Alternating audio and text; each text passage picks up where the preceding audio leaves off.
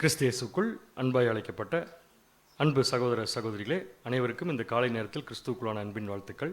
தேவனுடைய பெரிதான கிருபை நிமித்தமாக நம் அனைவரையும் இந்த ஒரு நாளிலும் கூட நாம் ஒன்று சேர்ந்து தேவனுடைய உன்னதமான வார்த்தைகளை நாம் கேட்கும்படியாக தேவன் கொடுத்த சந்தர்ப்பத்திற்கு மீண்டும் நன்றி தெரிவித்துக் கொள்ளலாம். பாடத்தின் தலைப்பு சகோதரர் சொன்ன மாதிரி அநேக வாசஸ்தலங்கள்.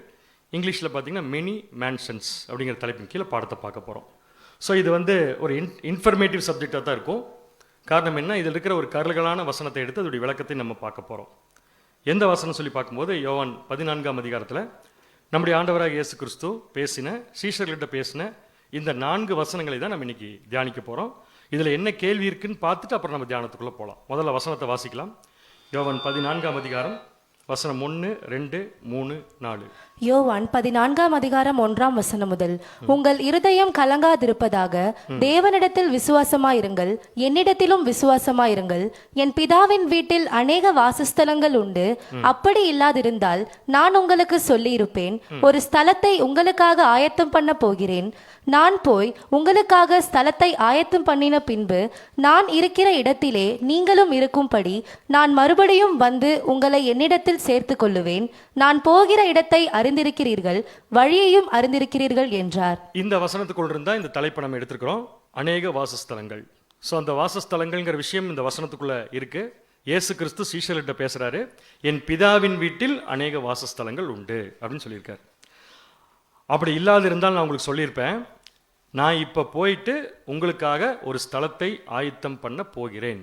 சரி, போயிட்டு என்ன பண்ணுவேன், திருப்பி வந்து நான் இருக்கிற இடத்துல நீங்களும் இருக்கும்படிக்கு உங்களை என்னிடத்தில் சேர்த்துக்கொள்வேன் அப்படிங்கிற ஒரு சின்ன ஒரு கண்டென்ட் தான் நம்ம எடுக்கிறோம்.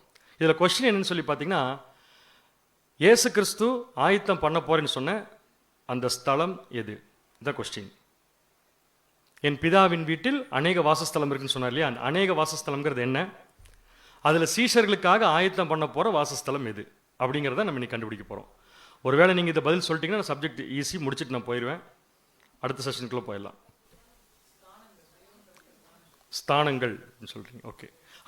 பிதாவின் வீட்டில் இருக்கிற அநேக வாசஸ்தலங்கிறது நிறைய ஸ்தானங்கள் இருக்குது. அதில் உங்களுக்காக ஒரு ஸ்தானத்தை நான் ஆயத்தம் பண்ண போகிறேன் அப்படின்னு சொல்லி. அப்படின்னா அது என்ன ஸ்தானம்? அது ஒரு ஸ்தானம் மகிமை, சாகாமை, திவ்ய சுபாவம். அப்போ நான் வேலை முடிச்சு நான் கிளம்புறேன், இதோட முடிச்சு. சகோதரர்கள் ரொம்ப கரெக்டாக பதில் கொடுத்துருக்குறாங்க. இது சபைக்குன்னு கொடுக்கப்பட்ட ஒரு ஸ்தானம். ஸோ இது நம்ம எப்படி பார்க்க போகிறோம்னா, ஒவ்வொரு வசனத்தையும் எடுத்து அதிலிருந்து நம்ம பீஸ் பை பீஸாக நம்ம என்ன பண்ண போகிறோம்னா பார்க்க போகிறோம். இந்த 4 வசனத்துக்குள் இருக்கிற ஒவ்வொரு பாயிண்ட்டையும் எடுத்து அதுக்குள்ளே அனலைஸ் பண்ணி கவனமாய் பகுப்பாய்வு நம்ம செய்ய போகிறோம். ஸோ எங்கேருந்து நம்ம ஆரம்பிக்க போகிறோம்னு சொல்லி பார்த்தீங்கன்னா, யோவான் 14ஆம் அதிகாரம் எங்கேருந்து ஆரம்பிக்குதுன்னா, அது ஒரு தனி சாப்டர் கிடையாது, இது ஒரு தனி துவக்கம் கிடையாது. யோவான் 13ஆம் அதிகாரத்திலிருந்து தான் அந்த 14ஆம் அதிகாரம் ஸ்டார்ட் ஆகுது. அப்போ 13ஆம் அதிகாரத்தில் என்ன விஷயம் நடந்துச்சோ அதோடைய தொடர்ச்சி தான் 14ஆம் அதிகாரத்தில் இருக்க போகுது. 13ஆம் அதிகாரத்தில் 2 சோகமான சம்பவங்கள் நடந்துச்சு. 13th சாப்டரில் 2 துயரமான சம்பவங்கள் நடந்துச்சு. அந்த சம்பவங்கள்லேருந்து அவங்கள சீஷர்களை வெளியே கொண்டு வரதுக்காக தான் 14ஆம் அதிகாரத்தை இயேசு கிறிஸ்து பேசுகிறார். ஸோ அந்த 2 துயரமான சம்பவங்கள், ஒரு சம்பவம் என்னன்னு பார்த்தீங்கன்னா, சீஷர்கள் இயேசு கிறிஸ்து தங்களை விட்டு போகிறத அவங்க விரும்பலை. அதனால என்ன சொல்கிறாங்க, நாங்களும் வருவோன்னு சொல்லும்போது தான் இயேசு கிறிஸ்து முதல்ல என்ன சொல்கிறான்னு பார்த்தீங்கன்னா, நான் போகிற இடத்துக்கு நீங்கள் வரக்கூடாதுன்னு சொல்கிறார். வாசிக்கலாம். யோவான் 13ஆம் அதிகாரம் 33ஆம் வசனம். யோவான் 13ஆம் அதிகாரம் 33ஆம் வசனம். பிள்ளைகளே, இன்னும் கொஞ்ச காலம் நான் உங்களுடனே கூட இருப்பேன். நீங்கள் என்னை தேடுவீர்கள். ஆனாலும் நான் போகிற இடத்துக்கு நீங்கள் வரக்கூடாதென்று நான் யூதரோடே சொன்னது போல இப்பொழுது உங்களோடும் சொல்லுகிறேன். நல்ல கண்டென்ட் கவனிக்கலாம். நான் போற இடத்துக்கு நீங்கள் வரக்கூடாதென்று யூதர்கிட்ட சொன்ன மாதிரி உங்ககிட்டயே சொல்றேன்னு சொல்லிட்டார். அப்படின்னு என்ன ஒரு விஷயத்த இங்க சொல்றாரு சீஷர்கிட்டனா, இயேசு கிறிஸ்து எங்க போறாரோ அந்த இடத்துக்கு சீஷர்கள் வர முடியாது. நீங்க சொல்லுங்க பார்க்கலாம். இயேசு கிறிஸ்து எங்க போறாரோ அந்த இடத்துக்கு சீஷர்கள் போக முடியாது. கரெக்டா தப்பா?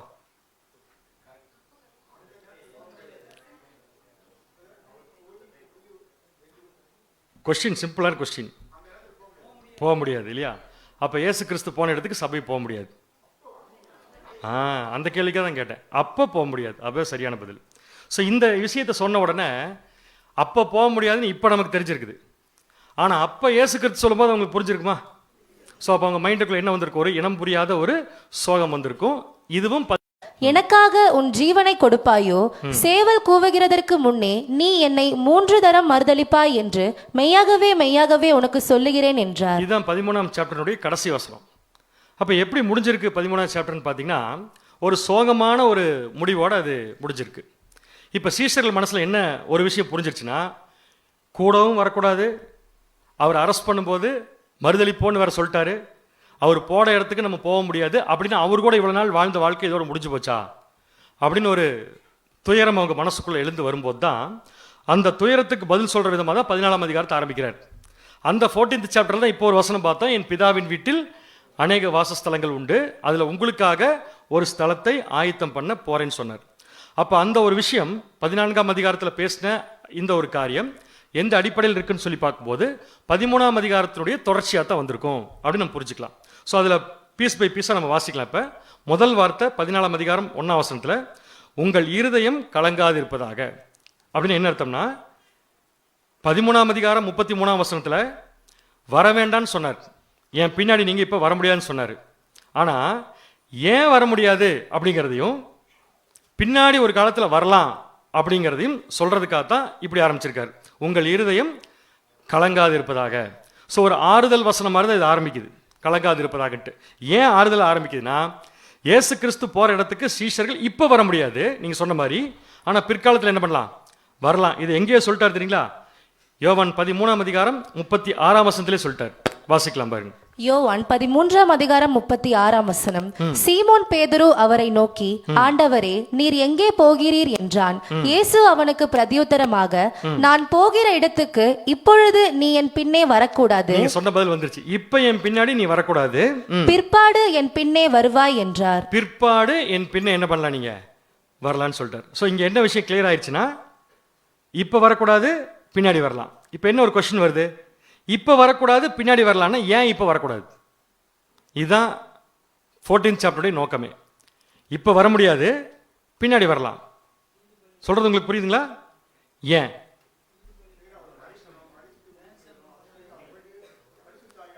ஓகே, நீங்க இப்படியே சொல்லிட்டே இருந்தீங்கன்னு வச்சுக்கோங்களேன், 10 நிமிஷம் முடிச்சு போயிடும். அது என்ன விஷயம் நீங்க படிக்க போறோம். ஏன் இவர் போய் ஆயத்தம் பண்ணதை இதெல்லாம் இருக்குல்லையே, இதெல்லாமே இந்த மேட்டர்ல நம்ம படிக்க போறோம். ஸோ செகண்ட் பாயிண்ட்டுக்குள்ள போனா, செகண்ட் பாயிண்ட், தேவனிடத்தில் விசுவாசமாயிருங்கள், என்னிடத்திலும் விசுவாசமாயிரு. யார் யார்கிட்ட சொன்னது இதை? இயேசு கிறிஸ்து சீஷர்கிட்ட சொல்றாரு. ஏன் சொல்றாருன்னா, இவர் போற இடத்துக்கு இப்போ வர முடியாது, பின்னாடி வரலாம். அதுக்கு அவர் அடுத்த பாயிண்ட் தான் இது.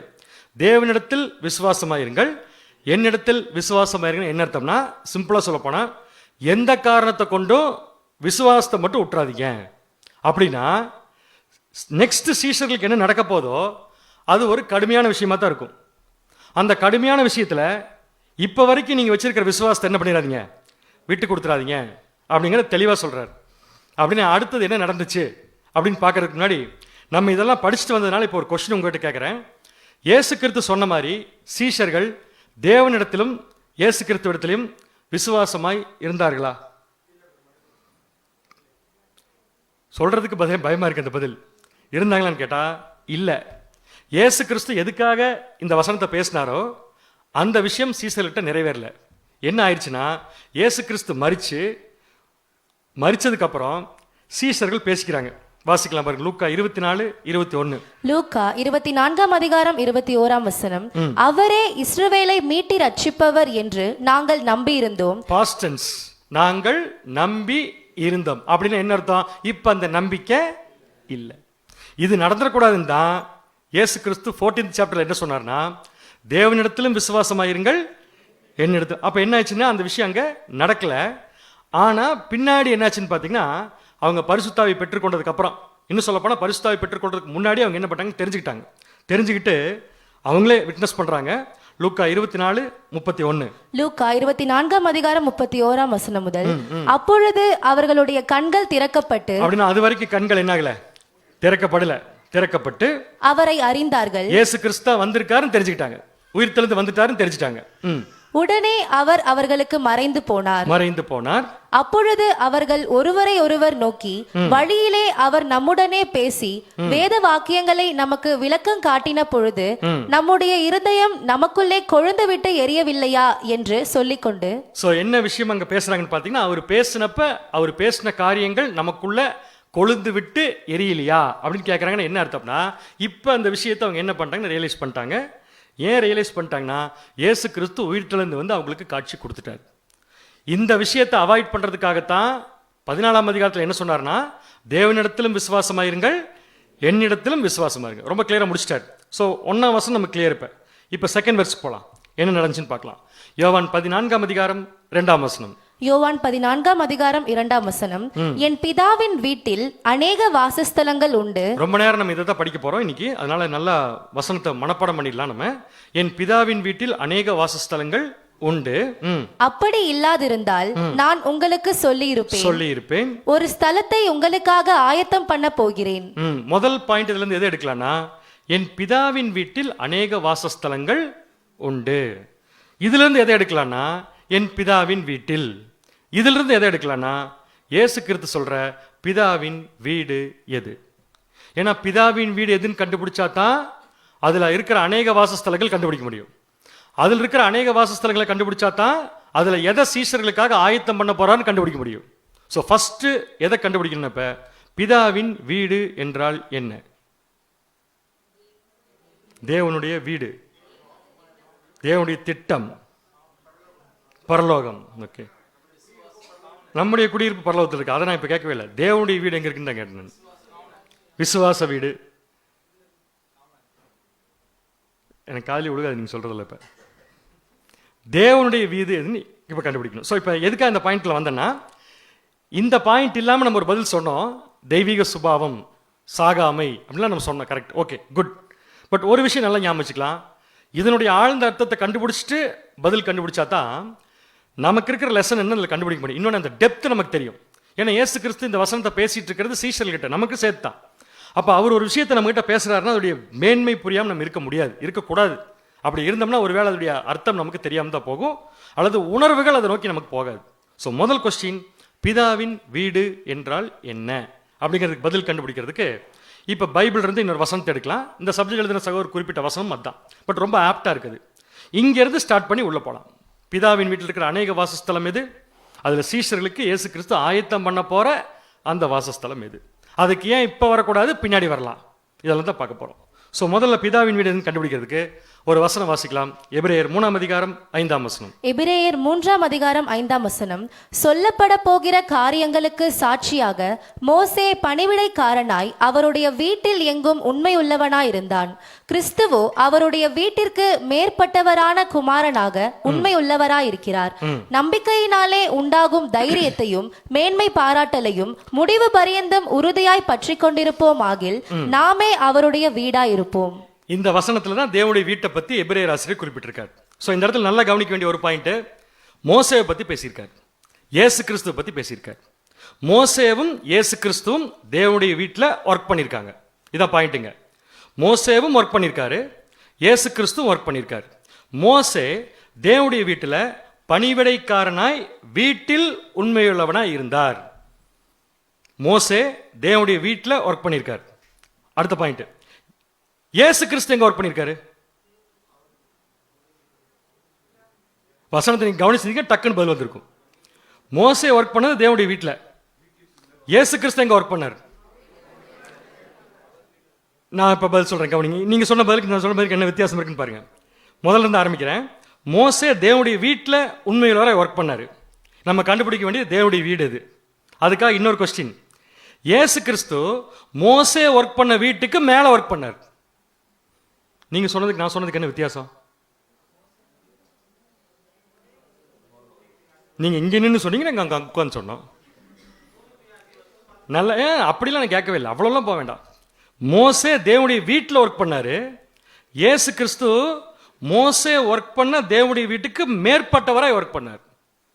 இப்போ எதுக்காக இந்த கொஸ்டின் உங்ககிட்ட ரைஸ் பண்றேன்னா, தேவனுடைய வீடு எதுன்னு கண்டுபிடிக்கிறதுக்காக. ஒரே ஒரு பாயிண்ட் நம்ம கிடைச்சது, மோசேவும் ஒர்க் பண்ணியிருக்காரு, இயேசு கிறிஸ்து ஒர்க் பண்ணியிருக்காரு. ஆனா மோசே தேவனுடைய வீட்டுக்குள்ள ஒர்க் பண்ணாரு, இயேசு கிறிஸ்து மோசே ஒர்க் பண்ண தேவனுடைய வீட்டுக்கு மேல ஒர்க் பண்ணார், மேற்பட்டவராக இருந்தார். இதுதான் இந்த வசனத்துடைய விளக்கம். எல்லாரும் அப்படியே கொஞ்ச நேரம் பார்த்தா நான் இன்னும் ஒன்றும் பண்ண முடியாது. இப்போ கண்டுபிடிக்க வேண்டியது, மனசில் வைக்க வேண்டிய இந்த விஷயத்தை அப்படியே ஆக்சுவல் லைஃப்பில் அப்ளை பண்ணி பார்க்கலாம். முதல்ல மோசே பிதாவின் வீட்டில் ஒர்க் பண்ணியிருக்கார். True or false? மோசே பிதாவின் வீட்டில் ஒர்க் பண்ணியிருக்கார். நம்ம கண்டுபிடிக்க வேண்டியது தேவனுடைய வீடு அது. அதுக்கு தான் நம்ம வந்திருக்கோம். மோசே ஒர்க் பண்ணதான் தேவனுடைய வீடு. கிளியர்.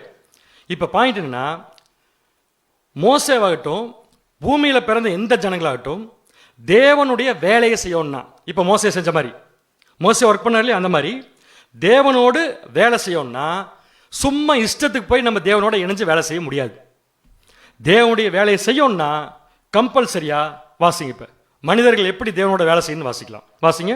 மனிதர்கள் கடவுளுடன் இணக்கமாக இருக்கும்போது, அந்த மாதிரி ஒர்க் பண்றதுக்கு, தேவனுடைய வேலையை செய்வதற்காக மனிதர்கள் கடவுளோடு இணக்கமாக இருக்கும்போது அவர்கள் அவருடன் உடன்படிக்கை உறவில் வாழ்கின்றனர். தேவனுடைய கவனன்ட் ரிலேஷன்ஷிப் சொல்ல முடியும். உடன்படிக்கையின் உறவு இருந்தா தான் தேவனுடைய வேலையை ஒருத்தர் என்ன பண்ண முடியும், செய்ய முடியும். இப்ப நல்லா புரிஞ்சுக்கோங்க. மோசே தேவனுடைய வீட்டில் ஒர்க் பண்ணாரா இல்லையா? உண்மையில ஒர்க் பண்ணியிருக்காருல்ல. அப்போ மோசே தேவனுடைய வீட்டில் ஒர்க் பண்றான்னு சொன்னாலே மோசே தேவன் கிட்ட சும்மா ஒர்க் பண்ணிருக்க முடியாது. ஏதோ ஒரு காவனன்ட் ரிலேஷன்ஷிப் இருக்கணும், ஏதோ ஒரு உடன்படிக்கையின் உறவு முறை இருக்கணும்.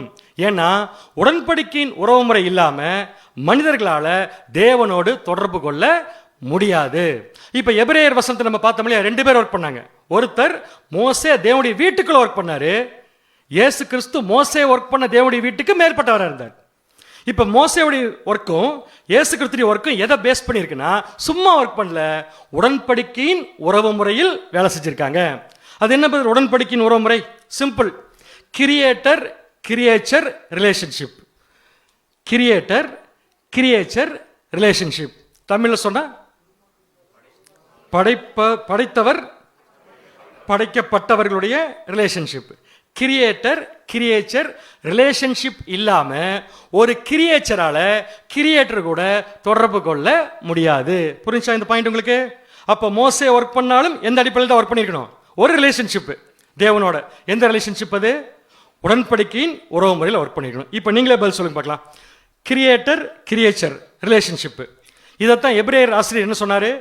தேவன் மோசே, தேவனுடைய வீட்டில் மோசே உண்மையோட ஒர்க் பண்ணார்னா சும்மா ஒர்க் பண்ணிருக்க முடியாது. எந்த அடிப்படையில் ஒர்க் பண்ணிருக்கணும்? ஒரு உடன்படிக்கை. சொல்லுங்க, மோசே தேவனுடைய வீட்டில் எந்த உடன்படிக்கையின் அடிப்படையில் ஒர்க் பண்ணார்? நியாயப்பிரமாணம். கிளியர்? ஸோ நியாயப்பிரமாங்கிற உறவு முறையில் தான் மோசே தேவனோடு தொடர்பு கொண்டார். அப்படின்னா இந்த வசனத்தில் இந்த விஷயத்துக்கு எபிரேயர் ஆசிரியர் குறிப்பிடுற வார்த்தை இப்ப வாசிக்கலாம் பாரு. கவனிங்க. எபிரேயர் 3:5. சொல்லப்பட போகிற காரியங்களுக்கு சாட்சியாக மோசே பணிவிடைக்காரனாய் அவருடைய வீட்டில் எங்கும் உண்மை உள்ளவனாய் இருந்தான். அப்படின்னா மோசே தேவனால் உருவாக்கப்பட்டவர், மோசே உருவாக்கினவர் தேவன். Creator creature relationship. த்ரூ எந்த ரிலேஷன்ஷிப் கேட்டா, எந்த உறவு முறைன்னு கேட்டா, நியாயப்பிரமாணம் என்ற உறவு முறையில் மோசே தேவனோடு தொடர்பு கொண்டு உண்மையுள்ளவராய் தேவனுடைய வீட்டில் ஒர்க் பண்ணார். இப்போ சொல்லுங்க, தேவனுடைய வீடு அப்படின்னா என்ன? காவனன்ட் ரிலேஷன்ஷிப், உடன்படிக்கையின் உறவு முறைங்கிறது தான் தேவனுடைய வீடு. இப்போ மோசே பண்ண வேலையை வாசிக்கலாம் பாருங்க. இப்போ கொஞ்சம் இந்த ஸ்லைடு நல்லா மனப்பாடம் பண்ணிக்கோங்க. என்னென்ன எங்கெங்க இருக்குன்னு பார்த்துக்கோங்க. 2 வசனம் பார்த்து முடிச்சதுக்கப்புறம் இந்த ஸ்லைடை நான் வேற மாதிரி மாற்றுவேன். ஸ்லைட் மாடிஃபிகேஷன் பண்ணுவேன். அந்த ஸ்லைட் மாடிஃபிகேஷன் கான்செப்டை சேஞ்ச் பண்ணாது, ஆனால் ஆளை சேஞ்ச் பண்ணிடும். இது வரைக்கும் உங்களுக்கு புரிஞ்சுன்னா இதை நல்லா மனப்பாடம் பண்ணிக்கோங்க. இந்த ஸ்லைடை மனப்பாடம் பண்ணிட்டீங்கன்னா நெக்ஸ்ட் போகிறேன். எங்கெங்கே எது இருக்குன்னு பார்த்தீங்களா? அடுத்த வசனம், மோசே தேவனுடைய வீட்டில் எங்கும் உண்மையுள்ளவராக ஒர்க் பண்ணியிருக்காரு. அந்த ஒர்க்கை தேவன் தான் அவர் கொடுத்தார். வாசிக்கலாம் பாருங்க. யாத்ராகமம் 34 அதிகாரம் 27 வசனம். யாத்ராகமம் 34 அதிகாரம் 27 வசனம். பின்னும் கர்த்தர் மோசேயை நோக்கி, இந்த வார்த்தைகளை நீ எழுது, இந்த வார்த்தைகளின்படியே உன்னோடும் இஸ்ரவேலோடும் உடன்படிக்கை பண்ணினேன் என்றார். இந்த வார்த்தைகளோடு உன்னோடும் சரி இஸ்ரவேல் ஜனங்களோடு நான் என்ன பண்ணியிருக்கேன்? உடன்படிக்கை பண்ணியிருக்கேன். இந்த உடன்படிக்கையினுடைய உறவு முறை இல்லைன்னா மோசே தேவனுடைய வீட்டில் உண்மையுள்ளவர் என்ன பண்ண முடியாது? இருக்க முடியாது. இன்னொரு வசனம், லேவியராகமம் 26 அதிகாரம் 46 வசனம். லேவியராகமம் 26 அதிகாரம் 46 வசனம். கர்த்தர் தமக்கும் இஸ்ரவேல் சந்ததியாருக்கும் நடுவே இருக்கும்படி நல்ல கவனிங்க, நடுவே இருக்கும்படி மோசேயை கொண்டு சீனாய் மலையின் மேல் கொடுத்த கட்டளைகளும் நியாயங்களும் இவைகளே. சோ இந்த 2 வசனமும் என்ன சொல்லியிருக்குன்னா, தேவன் மோசேவுக்கு வேலை கொடுத்திருக்காரு. எந்த அடிப்படையில் வேலை கொடுத்தாருன்னா ஒரு உடன்படிக்கையின் உறவு. அந்த உடன்படிக்கையின் உறவுக்கு பேரு நியாயப்பிரமாணம். இப்ப ஸ்லைட்டை நான் சேஞ்ச் பண்ணியிருக்கேன். யார் கண்டுபிடிச்சு சொல்றீங்கன்னு பார்க்கலாம். இப்ப என்ன அழகா கண்டுபிடிக்கிறீங்க பாருங்க, எது மாதிரி இருந்தாலும் ரொம்ப சந்தோஷமான விஷயம் தான். இப்ப நான் என்ன சொல்ல வரேன்னு சொல்லுங்க பார்க்கலாம். ஏன் மாத்தினீங்க பேர் மோசே அங்கிருந்து? ஓகே, அதை விட இன்னொரு சூப்பர் பாயிண்ட் என்னன்னு பார்த்தீங்கன்னா, இஸ்ரேல் ஜனங்களுக்காகத்தான் தேவனுடைய வீட்டில் மோசே என்ன பண்ணாரு அப்படின்னா, கிரியேட்டர் கிரியேஷன் ரிலேஷன்ஷிப் மாறல, ஆள் மட்டும் மாத்திட்டேன். எபிரேயர் ஆசிரியர் குறிப்பிட்டது மோசேவை. ஆனா மோசே ஒர்க் பண்ணது யாருக்குன்னு இப்ப பார்த்தோம், இஸ்ரேல் ஜனங்களுக்கும் எனக்கும் நடுவேன்ட்டார். அப்படின்னா இஸ்ரேல் ஜனங்களுக்காக தேவனோடு உடன்படிக்கையின் உறவு முறையில் நியாயப்பிரமாணத்தின் அடிப்படையில் மோசே ஒர்க் பண்றதுக்கு பேர் தான் பிதாவின் வீடு. ஸோ இப்போ கிளியரா ஒரு பாயிண்ட்டுக்கு வந்துடலாம். மனிதர்கள் தேவனோடு தொடர்பு கொள்வதற்காக தேவன் ஏற்படுத்தி கொடுத்த உறவு முறை இஸ் ஈக்குவல் டு பிதாவின் வீடு. இப்ப அடுத்த இப்ப இஸ்ரேல் ஜனங்கள் ஒரு வீடு தான் படிச்சிருக்க. இப்ப இயேசு கிறிஸ்து என் பிதாவின் வீட்டில் அநேக வாசஸ்தலங்கள் இருக்குன்னு சொல்லியிருக்காரு. அப்படின்னு என்ன அர்த்தம்? ஈஸியா கண்டுபிடிச்சிடலாம். அப்படின்னு என்ன அர்த்தம்? ஒரு காவனன்ட் இல்ல, நிறைய காவனன்ட் இருக்கு. யாருக்கும் யாருக்கும் இடையில, தேவனுக்கும் ஜனங்களுக்கும். இப்ப எதை மாத்திட்டேன் நானு? சகோதரர்கள் கரெக்டாக கண்டுபிடிச்சாங்க, இப்ப கண்டுபிடிக்க மாட்டாங்க. இஸ்ரேல் ஜனங்கள் எடுத்துட்டேன். யாரை போட்டேன்? ஒட்டுமொத்த ஜனங்கள். இஸ்ரேல் ஜனங்கள்னு போட்டா ஒரே வீடு தான், நியாயப்பிரமாணம். கிளியர்? ஒட்டுமொத்த ஜனங்கள் போட்டா ஒரே உறவு முறையே இருக்கு இல்ல, அநேக உறவு முறைகள் இருக்குது. இதைத்தான் இயேசு கிறிஸ்து சொல்றாரு, என் பிதாவின் வீட்டில் அநேக வாசஸ்தலங்கள் உண்டு. இங்கிலீஷ்ல வாசிக்கலாம் பாருங்க. there is more than one kind of creator creature relationship. இங்கிலீஷ்ல சொல்லுங்க. இங்கிலீஷ்ல சொன்னீங்க, அப்ப தமிழ்ல சொல்லுங்க. அதாவது கிரியேட்டர் கிரியேச்சர் ரிலேஷன்ஷிப்ங்கிறது ஒன்று கிடையாது, ஒன்றுக்கு மேலே இருக்கு. அப்ப தேவன் மனிதனோடு தொடர்பு கொள்ளக்கூடிய உறவு முறைங்கிறது உறவு முறை தான். ஆனால் அதில் ஒரே டைப் ஆஃப் காவனன்ட் இல்லை, நிறைய காவனன்ட்ஸ் இருக்கு. ஏன் நிறைய இருக்குன்னா, மனிதர்கள் வெரைட்டியா இருக்கிறாங்க, வேற வேற வெரைட்டியா இருக்கிறாங்க. நீங்க சொல்லுங்க பார்க்கலாம், ஒட்டுமொத்த உலக ஜனங்கள் என்னென்ன வெரைட்டி இருக்கு தேவனுடைய திட்டத்தில்? அது தேவனோடு தொடர்பு கொள்ற விஷயத்தில் உலக ஜனங்கள் ஒரே மாதிரி இருக்காங்களா, வெரைட்டியா இருக்காங்களா? வெரைட்டி. என்னென்ன வெரைட்டி? இட்லி, டக்கு டக்குன்னு சொல்ல முடியல. என்னென்ன வெரைட்டி இருக்காங்க? சபை, கரெக்ட். சபையில் ஆரம்பிச்சீங்கன்னா கரெக்டாக பிடிச்சிடலாம். சபை, திரள் கூட்டம், முற்பிதாக்கள், அப்புறம் காப்பி அடிச்சிட வேண்டியது, அவ்வளோ முடிஞ்சது. இடையில இஸ்ரேல் ஜனங்கள் ஒன்று வரவே இல்லை, நானும் போடல நீங்களும் சொல்லல, பரவாயில்ல விட்டுறலாம். அப்படின்னா என் பிதாவின் வீட்டில் அநேக வாசஸ்தலங்கள் உண்டுன்னு சொல்லியிருக்காருன்னா என்ன அர்த்தம்னா, நிறைய காவனன்ட் ரிலேஷன்ஷிப்பு கிரியேட்டருக்கும் கிரியேச்சருக்கும் இருக்கு. இதுதான் யோவான் 14ஆம் அதிகாரம் 2ஆம் வசனத்துடைய முதல் பகுதி. இப்போ நான் இதை இன்னும் கொஞ்சம் மேம்படுத்துறேன். ஏன்னா இயேசு கிறிஸ்து என்ன சொல்லிட்டு போனார்னா, காவனன்ட் ரெடி பண்றேன்னு சொல்லிட்டு போல. நல்லா கவனிங்க, என் பிதாவின் வீட்டை ரெடி பண்றேன்னு சொல்லிட்டு போல, என் பிதாவின் வீட்டில் அநேக. இப்போ நம்ம என்ன கண்டுபிடிச்சிட்டோம்? பிதாவின் வீடு கண்டுபிடிச்சிட்டோம். ஆனா பிதாவின் வீட்டில் இருக்கிற வாசஸ்தலங்கள் கண்டுபிடிக்கல. இப்போ அதை கண்டுபிடிக்க போறோம். இயேசு கிறிஸ்து உங்களுக்காக ஒரு வீட்டை ரெடி பண்றேன்னு சொன்னாரா, ஒரு வாசஸ்தலம் ரெடி பண்றேன்னு சொன்னாரா? அதனால தான் சப்ஜெக்ட் பேர் என்னங்க அப்படின்னு இப்ப கண்டுபிடிக்க வேண்டியது. வீடு எதுன்னு கண்டுபிடிச்ச நாம வாசஸ்தலம் எதுன்னு கண்டுபிடிக்கணும். இதை இங்கிலீஷ் பைபிள் வச்சுட்டு நம்ம ஃபாரின் பஸ் பயங்கரமா ட்ரை பண்ணியிருக்காங்க. நமக்கு தமிழ்ல என்ன ஒரு ஆச்சரியம்னா, சில சமயத்தில் தமிழ்ல எந்த மொழிபெயர்ப்பும் ஒழுங்கா இருக்காது.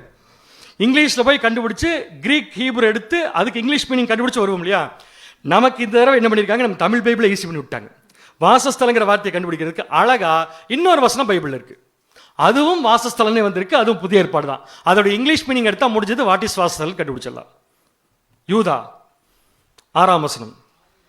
யூதா 6ஆம் வசனம், தங்களுடைய ஆதி மேன்மையை காத்து கொள்ளாமல் தங்களுக்குரிய வாசஸ்தலத்தை விட்டுவிட்ட தூதர்களையும் மகா நாளின் நியாய தீர்ப்புக்கென்று நித்திய சங்கிலிகளினாலே கட்டி அந்தகாரத்தில் அடைத்து வைத்திருக்கிறார். சோ இங்க என்ன பாயிண்ட் எடுக்க போறதுல இருந்து, வாசஸ்தலம் இது யாரை பத்தி பேசியிருக்கு?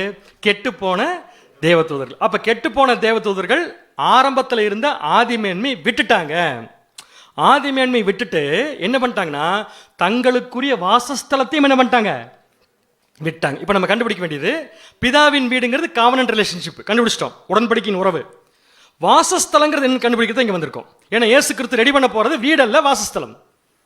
அப்போ வாசஸ்தலம் என்னங்கிறதுக்கு இந்த வசனம் இருக்கு. இதோடைய டைரக்டா இங்கிலீஷ்ல போய் கேஜேவில பார்த்தா ரொம்ப கிளியரா இருக்கு. என்ன பார்த்தீங்கன்னா வாசிங்க. And the angels which kept not their first estate, angels not kept, அதாவது தூதர்கள் அவங்களுக்கு இருந்த ஆதி மேன்மையை காத்துக்கொள்ளல.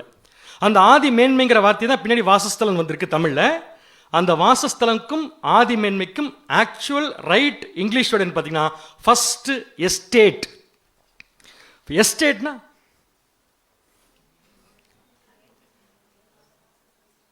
எஸ்டேட் தெரியாதவங்களுக்கு ஊட்டி குன்னூர்ல இருக்கும்போது அதுதான் எஸ்டேட். வால்பாறை டீ எஸ்டேட், யாருக்கா இப்போ டீ ஞாபகம் வந்துருச்சு. எஸ்டேட்னா என்னன்னா நிலைமை. எஸ்டீம் கேள்விப்பட்டிருக்கீங்களா? எஸ்டீம் அதெல்லாம் கேள்விப்பட்டதில்லை நீங்க. காரு அப்படின்னு எஸ்டீம்னு என்ன அர்த்தம்? உயர்ந்த.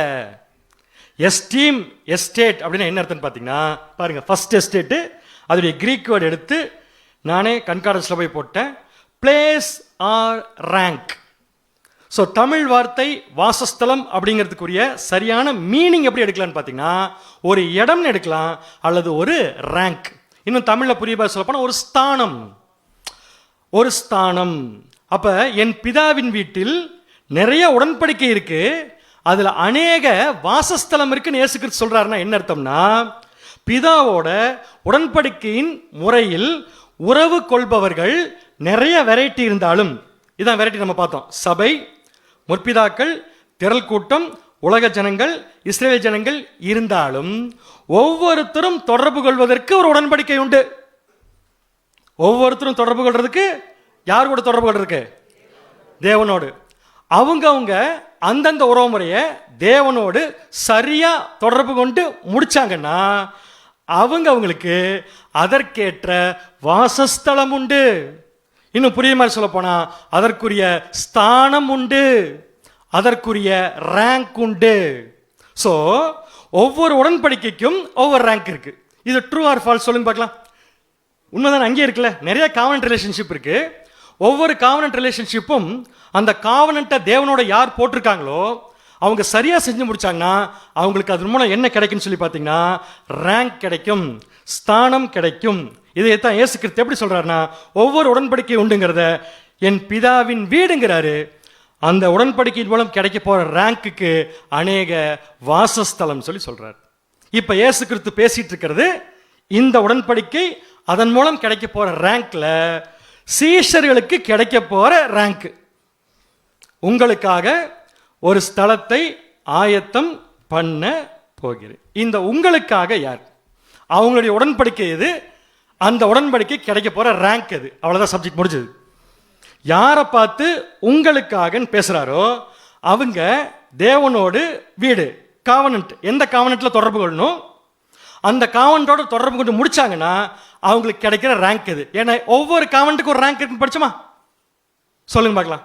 சீஷர்கள் உங்களுக்காக அப்படிங்கிறது என்னன்னா யாருன்னா சபை. யார் அது சபை? கவுண்டிங் என்னதுக்கு?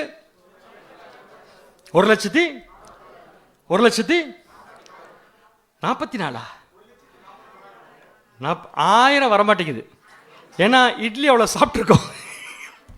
1,44,000 பிளஸ் 1. இந்த பிளஸ் 1 தான் இந்த சப்ஜெக்டில் பார்க்க போகிறோம். பிளஸ் 1, ஆமாம். 1 பிளஸ் 1,40,000 சொல்லலாமா? 1 பிளஸ் 1,00,000. ஏன் அப்படி சொல்கிறேன்? 2 1 தானே. அவர் வேற, அவர் வேறன்னு எப்படி கூட்ட முடியும் அவர் நம்ம கூட? நான் அந்த அடிப்படையில் சொல்ல வரல. முதல்ல அவரு அப்பர் லட்சத்து நமத்தாரு. இப்ப அவர் சொல்றாரு, அந்த ஒண்ணு சொல்லுது உங்களுக்காக ஒரு ஸ்தலத்தை ஆயத்தம் பண்ண போறேன்னா உங்களுக்காக ஒரு ரேங்க், ஒரு பொசிஷன் ஆயத்தம் பண்ண போறேன். அந்த உங்களுக்காகங்கிறது யாரும் இல்லை, கிறிஸ்துடைய சபை. இந்த சபைக்கு கண்டிப்பா தேவனோடு தொடர்பு கொள்றதுக்கு ஒரு உடன்படிக்கை உண்டு. அந்த உடன்படிக்கைக்கு ஒரு ரேங்க் உண்டு. இப்ப நீங்க சொல்ல வேண்டியது அந்த உடன்படிக்கை என்ன, அது கிடைக்க போற ரேங்க் என்ன? என்ன உடன்படிக்கை? பலியினாலே பலியினாலே என்னோடு உடன்படிக்கை பண்ணின என்னுடைய பரிசுத்தவான்களை கூட்டுங்க. என்ன உடன்படிக்கை? அதுக்கு பேரு பலியின் உடன்படிக்கை. என்ன உடன்படிக்கை? அதுக்கு பேரு. இந்த உடன்படிக்கைக்கு ஒரே உடன்படிக்கை இல்லை, என் பிதாவின் வீட்டில் அநேக வாசஸ்தலங்கள் உண்டு, உங்களுக்காக நான் ஆயத்தம் பண்ண போறேன்னு சொன்னது இந்த உடன்படிக்கையின் உறவு தான். இந்த உடன்படிக்கையின் உறவை சரியா யார் செஞ்சு முடிக்கிறாங்களோ அவங்களுக்கு கிடைக்கிற ரேங்க் தான் உங்களுக்காக ஒரு ஸ்தலத்தை ஆயத்தம் பண்ண போறேன். சொல்லுங்க, இந்த உடன்படிக்கை ஒழுங்கா செஞ்சு முடிச்சா என்ன ரேங்க், என்ன பொசிஷன் நமக்கு கிடைக்கும்? தேவன் என்ன கொடுக்கிறாரோ அது கிடைக்கும். தெய்வீக சுபாவம். கிளியர்? வாசிக்கலாம் வசனம். 2 பேதுரு 1:4. 2 பேதுரு 1:4. இச்சையினால் உலகத்தில் உண்டான கேட்டுக்கு தப்பி. அதை வந்து அப்பப்போ நம்ம படிக்கவே மாட்டோம். ஏன்னா பின்னாடி இருக்கிற பாயிண்ட் தான் ரொம்ப இன்ட்ரெஸ்டிங்காக இருக்கும் இதில். அதனால அதையே படிச்சிடலாம் ஃபர்ஸ்ட். திவ்ய சுபாவத்துக்கு பங்குள்ளவர்களாகும் பொருட்டு. திவ்ய சுபாவத்திற்கு பங்குள்ளவர்களாகும் பொருட்டு. மகா மேன்மையும் அருமையுமான வாக்கு தத்தங்களும் அவைகளினாலே நமக்கு அளிக்கப்பட்டிருக்கிறது. அவைகளினாலே நமக்கு அளிக்கும். ஸோ இதை நம்ம கண்டுபிடிச்சிட்டோம். த டிவைன் நேச்சர், தெய்வீக சுபாவம். இந்த தெய்வீக சுபாவங்கிறது ஒரு ஸ்தானம், ஒரு ரேங்க், ஒரு பொசிஷன். இந்த பொசிஷனை பெற்றுக்கொள்றதுக்கு நம்ம போக வேண்டிய ரூட்டு காவனன்ட். என்ன காவனன்ட் கேட்டிங்கன்னா, காவனன்ட் பை சாக்ரிஃபைஸ். பலியினாலே உடன்படிக்கை பண்றவங்களுக்கு இந்த வாய்ப்பு கிடைக்கும். இப்போ நம்ம எபிரேயர் 3:5 ஒரு வசனம் படிச்சோம் இல்லையா? 3ஆம் அதிகாரம் 5ஆம் வசனம் 6ஆம் வசனம். அதை ஒரு நிமிஷம் அப்படியே பார்த்துட்டு இது கூட மேட்ச் ஆகுதான்னு பார்க்கலாமா? இல்லை, நான் 2 கொஸ்டின் கேட்டேன். இதில் ஒர்க் பண்ணுறது 2 பேர். ஒன்று மோசே, இன்னொன்று இயேசு கிறிஸ்து. மோசே எந்த வீட்டில் ஒர்க் பண்ணாரு? தேவனுடைய வீட்டில் ஒர்க் பண்ணார். சூப்பருங்க. அப்போ திருப்பி முதல்ல ஸ்டார்ட் பண்ணுவேன் சப்ஜெக்டை.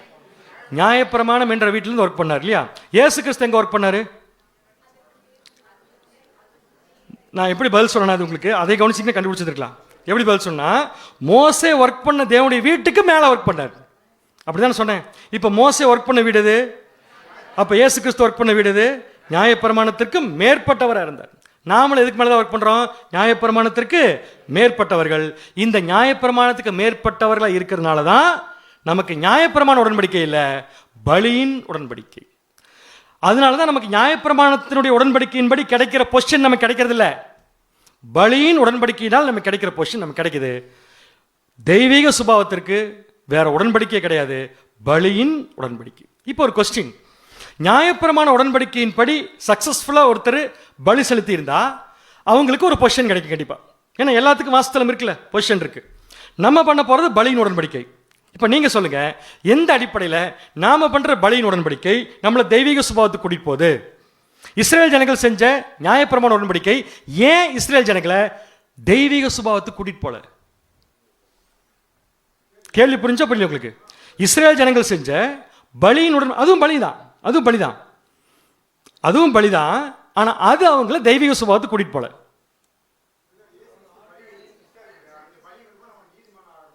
ஓகே, அப்ப நம்ம கையில் ஒண்ணும் இல்லை, எல்லாம் இயேசு கிறிஸ்து கையில் தான் இருக்குது. என்னோட கொஸ்டின் நல்லா புரிஞ்சுக்கோங்க. அவங்க செஞ்சதை நாமளும் செஞ்சா நமக்கு தெய்வீக சுபாவம் கிடைக்காது. Very clear. அருமையான. அவங்க எதை செலுத்துறாங்க? மிருகங்களை. நாம் எதை செலுத்துறோம்? பலி நம்மளையே செலுத்துறோம். எல்லாரும் கொஞ்சம் சேர்ந்து சொல்லலாம். அது நாம் என்ன பண்றோம்? நம்மளே செலுத்துறோம். அவ்வளவுதானா? இது ஒண்ணுதான் காரணமா? ஆண்டவராக இயேசு கிறிஸ்து கொஞ்சம் விடுங்க அவரு பாவம். நான் கேட்குற கேள்வி, அவங்க மிருகத்துடைய பலியை கொண்டு போய் செலுத்தினாங்க. நாம் என்ன பண்றோம்? நம்முடைய பலியை கொண்டு போய் வரலையே. ரெண்டுக்கு என்ன வித்தியாசம்?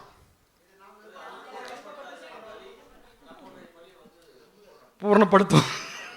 அதை சொல்றதுக்கு வாய் வர மாட்டேங்குது. ஆக்சுவலாக என்ன கேட்டிங்கன்னா, சிம்பிளான விஷயம். தெய்வீக சுபாவத்துக்கு போறதுக்குரிய ஒரு ரேங்க் கிடைக்கிறதுக்கு காரணம் பலியின் உடன்படிக்கை தான். இந்த பலியின் உடன்படிக்கையில் யார் பண்றாங்களோ அவங்க மாம்சத்தை அவங்களே எடுத்துட்டு போய் பலிபீடத்தில் வைக்கணும். அவங்களே எடுத்துட்டு போய் பலிபீடத்தில் வைக்கணும். அவங்களே எடுத்துட்டு போய் அவங்க மாம்சத்தை பலிபீடத்தில் வைக்கும்போது அது நல்லா எரியறதுக்கு என்ன ஊற்றணும்? என்ன ஊற்றணும்? கொழுப்பு இல்லையா? அப்படின்னா அது என்ன இருக்கணும்? ஜீல் இருக்கணும். இஸ்ரேல் ஜனங்கள் அவங்களுக்கு கிடைக்க போகிற ரேங்க் தான் எதுன்னு பார்த்தீங்கன்னா தெய்வீக சுபாவம். ஜீலா பலி செலுத்துறதுன்னு என்ன அர்த்தம்? ஜீலா தங்களை தாங்களே இல்லை, தங்கள் மாம்சத்தை கொண்டு போய் பலி செலுத்துறதுன்னா என்ன அர்த்தம்? ஜீலா செலுத்துறதுன்னு என்ன அர்த்தம்? என்னை கொஞ்ச நேரம் அப்படியே பார்க்க வேண்டும் என்ற அர்த்தம். கரெக்ட், அதுக்கு அந்த பதில் கரெக்ட். அருமையான பதில் பேர். தேவனுக்கு பிரியமான வாழ்க்கை. அதையத்தான் நான் வேற மாதிரி கேட்டேன், அவர் வேற மாதிரி திருப்பி சொல்லியிருக்காரு. சிம்பிளான விஷயம் என்னன்னா, நம்முடைய லைஃப்பில் இப்போ நான் இங்கேருந்து பேசுகிறேன், நீங்கள் கேட்டிருக்கிறீங்க. இப்போ கூட நமக்குள் இருந்து வரக்கூடிய ஒவ்வொரு சிந்தனைகளையும் இன்ஸ்பெக்ட் பண்ணணும், செக் பண்ணணும். செக் பண்ணுறோமா நம்ம? இல்லை, செக் பண்ணி தான் ஆகணும், வேறு வழி இல்லை. ரியலாக சொல்லப்போனால் அதான் பலி செலுத்துறது. இப்போ எனக்குள்ள இருந்து ஒரு சிந்தனை வருது. என்ன சிந்தனைனா, எப்படியும் போகிறப்ப இந்த மைக்கு கழட்டிட்டு போயிடணும்னு ஆசைப்பட்றேன் வச்சுக்கோங்க, உதாரணத்துக்கு. கரெக்டானே? இப்போ என்னுடைய மைண்டில் இந்த எண்ணம் வந்துருச்சு. என்ன வரது தப்புன்னு நம்ம சொல்லவே முடியாது, ஏன்னா நம்ம மாம்சத்தில் தான் இருக்கிறோம். ஆனால் வந்த எண்ணத்தை செக் பண்ணி இது தப்புன்னு எனக்குள்ள சொல்லணும் இல்லையா ஒரு விஷயம், அதுதான் நியூ கிரியேஷன். உங்களுக்குள்ள வந்த அந்த விஷயம் தப்பு, இதை உடனடியே நீங்கள் கட் பண்ணுங்கன்னு சொல்கிறப்ப, இந்த மைக்கை எடுத்துகிட்டு போகிறப்ப கட் பண்ணக்கூடாது, மைக்கை எடுத்துகிட்டு போகலாங்கிற எண்ணம் வரப்பே நான் கட் பண்ணணும். தட் மீன்ஸ் தேவனும் கிறிஸ்துவும் ஒரு விஷயத்தை செக் செய்யறப்ப எப்படிலாம் யோசிப்பாங்களோ அதே மாதிரி நாமளும் யோசிக்கணும். Is it possible? வேற வழியில் சொல்லித்தான், இல்லாட்டி கன்வென்ஷன் முடிக்க மாட்டீங்க. 1 பேதுரு 1:14 மற்றும் 15. 1 பேதுரு 1:14 முதல், நீங்கள் முன்னே உங்கள் அறியாமையினாலே கொண்டிருந்த இச்சைகளின் படியே இனி நடவாமல். அது என்ன தெரியுங்களா? முன்னாடி நம்ம என்ன செய்ய நினைக்கிறோமோ அதை அப்படியே செஞ்சிருவோம். நமக்குள்ள இருந்து எதுவுமே தப்பு கரெக்ட்னு பிரித்து காட்டாது. இப்போ அப்படியே இருந்தோம்னா பிரயோஜனம் இல்லை.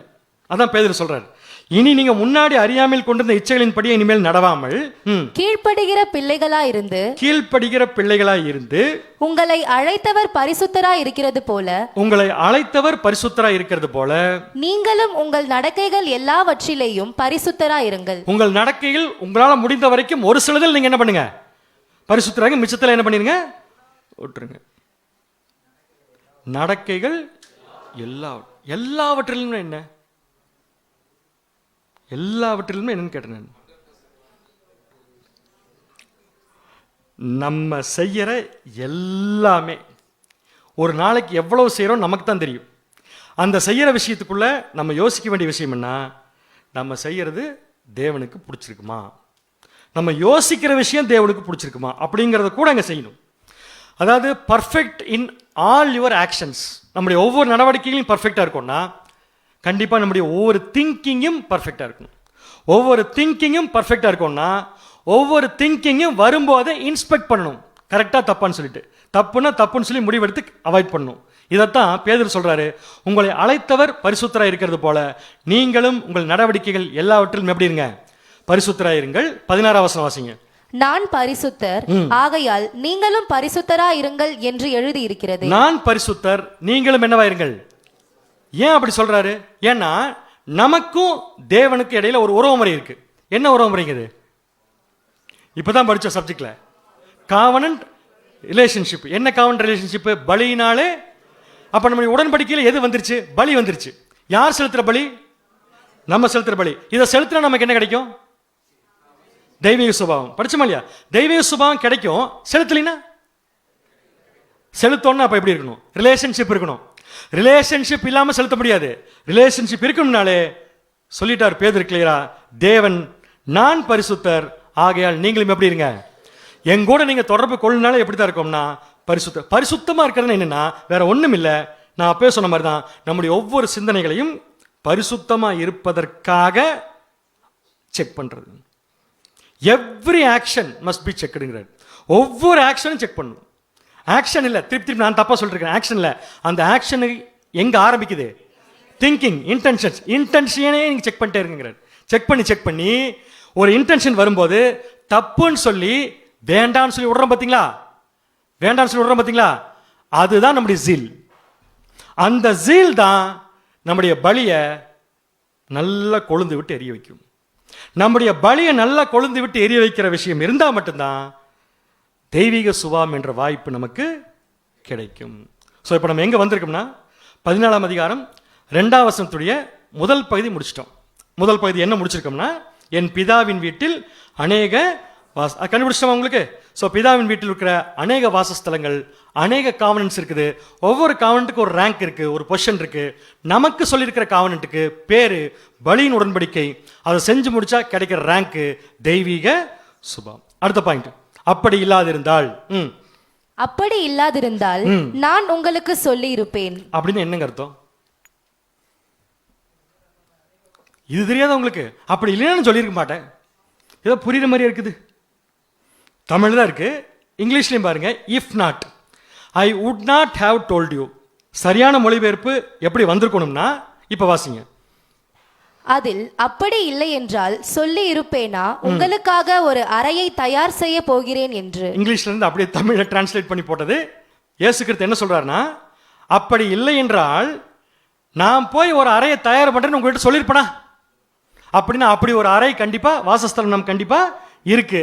அந்த வாசஸ்தலத்தின் பெயர் என்ன? வாசஸ்தலத்தின் பெயர், ரேங்க், பொசிஷன், தெய்வீக சுபம். இப்ப இயேசு கிறிஸ்து ஏன் சீஷர்களை இப்ப வர வேண்டாம்னு சொல்றாரு? இப்ப வர வேண்டாம், பின்னாடி நாம் போற இடத்துக்கு வாங்கன்னு சொல்றதுக்கு காரணம் என்ன? இன்னும் அந்த அறை என்னாகல, தயாராகல. அப்ப யார் போனா தயாராகும்? அதைத்தான் சொல்றாரு 14:3, நான் போய் உங்களுக்காக ஸ்தலத்தை ஆயத்தம் பண்ணின பின்பு. ஸோ நான் போய் ஸ்தலத்தை ஆயத்தம் பண்ண பின்பு. இங்கிலீஷ் அது வாசிங்களேன், பிபிஇல வாசிங்க. And if I go and make ready a place for you. Okay, அப்படின்னா இந்த பிளேஸ் இன்னும் ரெடி ஆகல. கிளியர்? இந்த பிளேஸ் இன்னும் ரெடி ஆகல. இந்த ரேங்க் இன்னும் நான் சொல்றது இப்ப இல்ல, இயேசு கிறிஸ்து பேசும்போது ரெடி ஆகல. அதனால தான் சொல்றாரு, என் பின்னாடி இப்ப நீங்க வர முடியாது, பின்னாடி என்ன பண்ணலாம், வரலாம். அப்படின்னு இப்ப ரெடி ஆகல, ரெடி இப்ப இல்ல, அப்ப ரெடி ஆகல, அப்ப ரெடி ஆகல. இவர் போனா ரெடி ஆயிருமா? இவர் போனா ரெடி ஆயிருமா? ஏன்? அவரே சொல்லிட்டாரு, கிடையாது. எப்படி இவர் போனா ரெடி ஆகும்? அதான் கொஸ்டின். இந்த கம்ப்யூட்டர் யார் ரிப்பேர் பண்ணா ரெடி ஆக மாட்டேங்குது. மொழி பேச நான் போனா ரெடி ஆயிரும் அப்படின்னு என்ன அர்த்தம்? அவருக்கு ரிப்பேர் பண்ண தெரியும் அர்த்தம். சூப்பருங்க, அருமையான பதில். இப்ப இயேசு கிறிஸ்து என்ன சொல்றாரு, இன்னும் ரெடி ஆகல, நான் போய் உங்களுக்காக.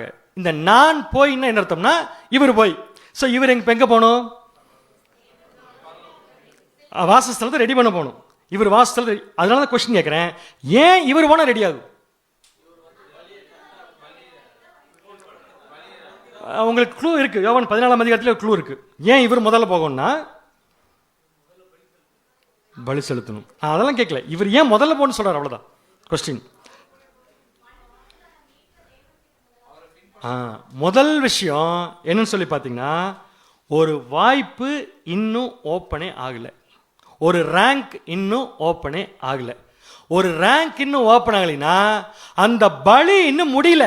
ஃபர்ஸ்ட் பர்சனுடைய பலியை முடியல, முதல் பர்சனுடைய பலி முடியல. முடிஞ்சாதானே ஓப்பன் ஆகும். என்ன பலி? பேர் என்னதுக்கு பேரு?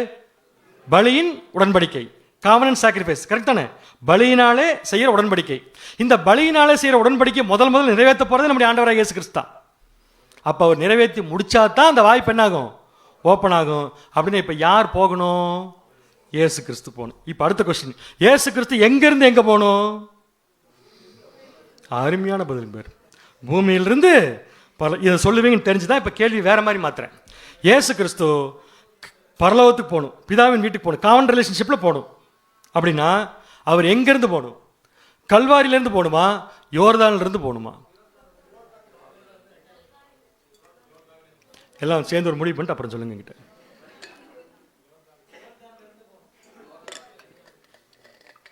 சில பேருக்கு கல்வாரி எது யோர்தான் எதுன்னு ஏன் கேட்டேன்னு புரியல. கல்வாரிங்கிறது மரிச்சதுக்கு அப்புறம் அங்கிருந்து போறது, யோர்தான்ங்கிறது மரிச்சதுக்கு அப்புறம் அங்கிருந்து கல்வாரி போயிட்டு போறது. இதுக்கு மேல நான் சொல்ல முடியாது, நானே பதிலும் சொல்லி கொடுத்துருக்கேன் இருக்கேன் பாருங்க. எங்க இருந்து போகணும் இப்ப? யோர்தான் இருந்து. அப்படின்னா நான் போய் அப்படின்னு சொன்னார்ல, அது கல்வாரியிலிருந்து அல்ல. எங்க இருந்துன்னா, முதல்ல ஞானஸ்தானம் எடுத்து பலியின் உடன்படிக்கை வாழ்க்கையை அவர் வாழ்ந்து காமிச்சு, அதான் போறது. அங்கிருந்து போய் அதுக்கப்புறம் கல்வாரி போய், கல்வாரியில தன்னுடைய பலியை சூப்பரை நிறைவேற்றி முடிச்சுட்டு அங்கிருந்து நான் போய் ஒரு ஸ்தலத்தை ஆயத்தம் பண்ண பின்பு. இதை சொல்ல சொல்ல தோமாவுக்கு என்ன கொஸ்டின் வந்துருச்சு? யோவான் 14:5 சந்தேகம் வந்துருச்சு. எங்கேயோ இவர் போக போறாரு, நம்ம எங்க போறோம்னு கண்டுபிடிச்சிட்டா என்ன பண்றதுங்கிறதுக்காக எங்கெங்கேயோ போற மாதிரி சொல்லிட்டு போறாருன்னு சொல்லி ஆரம்பிச்சிட்டார். வாசிங்க யோவான் 14:5. யோவான் 14:5. தோமா அவரை நோக்கி, ஆண்டவரே, நீர் போகிற இடத்தை அறியோமே, வழியை நாங்கள் எப்படி அறிவோம் என்றான். இதுக்கு இயேசு கிறிஸ்து கொடுத்த பதில் தான் நம்முடைய கடைசி வசனம். யோவான் 14:4 வாசிங்க. நான் போகிற இடத்தை அறிந்திருக்கிறீர்கள், வழியையும் அறிந்திருக்கிறீர்கள் என்றார். நான் போயின்னு சொன்னார் இல்லையா? நான் போய் உங்களுக்காக ஒரு ஸ்தலத்தை, அங்க போயிலிருந்து ஆரம்பிச்சு முடிக்கிற வரைக்கும் எப்படி போகணுங்கிறத நீங்கள் அறிந்திருக்கிறீர்கள், வழியையும் என்ன பண்ணிருக்கீங்கன்னா அறிஞ்சிருக்கிறீங்க. என்னென்ன அறிஞ்சிருக்கிறாரு? இயேசு கிறிஸ்துக்கு ஒரு மாம்சம் இருந்துச்சு, இயேசு கிறிஸ்துக்கு ஒரு புது சிருஷ்டி இருந்துச்சா இல்லைங்களா? ரெண்டையும் எதை எங்க வைக்கணுமோ அங்க வச்சாரு. கடைசியில் எங்க போகணுமோ அங்க போயிட்டாரு. மாம்சத்தை எங்க வைக்கணும், புது சிருஷ்டி எங்க வைக்கணும், இதுதான் அவர் போன வழி. இந்த வழியை ஃபாலோ பண்ணா நமக்கு அது கிடைக்கும். மாம்சத்தை எங்க வைக்கணும்? கரெக்டா சொன்னீங்க. எங்க வைக்கணும்? வழி. அப்படியே வச்சுட்டு விட்டு வந்துடலாமா? எரிய வைக்கணும். எரிய வைக்கிறதுக்கு என்ன பண்ணணும்? வைராக்கியம், ஜீல் இருக்கணும். ஜீல் எப்போ வரும்? ஜீல் எங்களுக்கு எப்பவுமே இருக்குமே, நைட்டு கூட தூங்க மாட்டோம். ஜீல் எப்போ வரும்னா, முதல்ல நாம நம்முடைய மாம்சத்தை ஒடுக்குறோம் பார்த்தீங்களா, அதுதான் ரியல் ஜீல். ஒவ்வொரு தாட்டும் உள்ள வரும்போது கட் பண்ணி சாக்ரிஃபைஸ் பண்றோம், கட் பண்ணி சாக்ரிஃபைஸ் பண்றோம். கட் பண்ணதெல்லாம் கொண்டு போய் பலிபீடத்தில் போட்டு பாருங்க, நல்லா சூப்பரா எரியும். யார் யாருக்கெல்லாம் நல்லா எரியுதோ அவங்க யாருடைய வழியை பின்பற்றிட்டு இருக்காங்கன்னு அர்த்தம். இயேசு கிறிஸ்து அதைத்தான் சொன்ன, நான் போய் அப்படின்னு அர்த்தம். இங்கிருந்து நான் இப்படியே போய் எப்படி ரீச் பண்ணுவோம், அதே மாதிரி நீங்கள் என்ன பண்ணுங்க, ரீச் பண்ணீங்கன்னா மாம்சத்தை கொண்டு போய் பலிபீடத்தில் வச்சு எரிய வச்சிங்கன்னா உங்கள் புது சிருஷ்டிக்கு தேவன் கொடுக்குற ஒரு மறுரூபம் தான் என்னன்னு பார்த்தீங்கன்னா தெய்வீக சுபம். இப்போ என்ன ஆச்சரியம்னா, இதை செஞ்சு முடிச்சா என்ன கிடைக்கும்? ஏன்னா பேதுரு எப்பவுமே என்ன கேட்பாரு தெரியுமா? எப்பவுமே கேட்பார் கொஸ்டின், ஆண்டவரே என்ன கிடைக்கும்? இப்போ நாம கேட்கலாம், இப்படி எல்லாம் கொண்டு எங்க வாழ்க்கையை வச்சா எங்களுக்கு என்ன கிடைக்கும்? அதுக்கு தான் இயேசு கிறிஸ்து 14ஆம் அதிகாரத்தில் ஒரு வசனம் சொல்லி வச்சிருக்காரு. இதை படிக்கும் போது பயங்கர சந்தோஷம். வாசிங்களேன். நான் இருக்கிற இடத்திலே நீங்களும் இருக்கும்படி நான் மறுபடியும் வந்து உங்களை என்னிடத்தில் சேர்த்துக் கொள்ளுவேன். இதில் உங்களுக்கு ரொம்ப பிடிச்ச வார்த்தை சொல்லுங்க, உங்களுக்கு எது தோணுதோ சொல்லுங்க. இது வசனம், நான் என்னுடைய கமெண்ட்லாம் இங்கே போடல, வசனம். எது உங்களுக்கு ரொம்ப பிடிச்சிருக்கு? என்னிடத்திலே சேர்த்துக் கொள்வேன்னு உங்களுக்கு பிடிச்சிருக்கு. சூப்பர், அருமையான பதில். அதுவும் அருமையான பதில். ஸோ 2 பகுதி சொல்லி முடிச்சிட்டீங்க கிளியரா. அருமையான பதில் என்ன கேட்டிங்கன்னா, நான் இருக்கிற இடத்துல நீங்களும் வந்து இருக்கும்படி. இது எப்படி தெரியுங்களா இருக்குது? இப்போ நம்மளாம் கன்வென்ஷனுக்கு வந்திருக்கோம் இல்லையா? நம்ம ஊரில் இருந்திருந்தோம்னா இப்போ எதை மிஸ் பண்ணியிருப்போம்? இங்கே ஒரு வேளை வரதுக்கு வாய்ப்பு கிடச்சிருந்து நம்ம வீட்டில் இருந்தோம்னா எதை மிஸ் பண்ணியிருப்போம்? நம்ம சகோதரர் இருக்கிற இடத்துல நாம் இருக்கிறத மிஸ் பண்ணியிருக்க மாட்டோமா? பண்ணியிருப்போம். கரெக்டா? அப்படின்னா நம்மளை பொறுத்த வரைக்கும் எப்போவுமே சொல்கிறேன் பாருங்க, சத்தியத்தில் இருக்கிற ஒரு சகோதரன் சத்தியத்தில் இருக்கிற ஒரு சகோதரனை பார்க்கறதுல இருக்கிற சந்தோஷம் ஈடு இணையற்ற சந்தோஷம். அதில் டெய்லி பார்க்குற சந்தோஷம் ஈடு இணையே இல்லாத சந்தோஷம். கரெக்டுங்களா? ஆனால் பக்கத்தில் இருக்கிற சகோதரன் நம்மளோட சபையாக வருவாருன்னு நமக்கு தெரியாது, அல்லது பக்கத்தில் இருக்கிற நாம சபையாக போயிடுவோமோ நமக்கு தெரியாது. ஒரே ஒருத்தர் கண்டிப்பாக போயிடுவார் நமக்கு தெரியும். யார் அது? இயேசு கிறிஸ்து. அவர் சொல்கிறாரு, நான் 2000 வருஷத்துக்கு முன்னாடி வாழ்ந்து முடிச்சுட்டு போயிட்டேன், நீங்கள் 2024 பேப்டிசம் எடுத்து வந்திருக்கிறீங்க, இப்போ எனக்கு உங்கள் ஊர் இருக்கிறதுக்கு ஆசையாக இருக்குது. அதனால் நான் என்ன பண்ணுறேன்னா, நீங்களும் நானும் இருக்கிற மாதிரி, அது சொல்கிறப்பே எவ்வளோ ஒரு சந்தோஷம் பாருங்க, நீங்களும் நானும் சேர்ந்து இருக்கிற மாதிரி ஒரு வீட்டை வேணால் நான் பார்த்துட்றேன். திடீர்னு வெளியூருக்கு வேலை கிடச்சி போச்சுன்னு வச்சுக்கோங்களேன். வேலை கிடச்சிச்சின்னா கணவன் மட்டும் முதல்ல போவார், போய் அந்த ஊரில் வேலைக்கு சேர்ந்துட்டு அங்கே ஒரு வீடு பார்ப்பார். கரெக்டாக? எப்படி வீடு பார்ப்பார் சொல்லுங்க பார்க்கலாம்? அந்த வீட்டில் என்னெல்லாம் இருக்குன்னு எதிர்பார்ப்பார்? மனைவி இருக்குன்னு எதிர்பார்ப்பார். யாரோ ஒருத்தர் பாதிப்பு நல்ல எதிர்பார்ப்பு.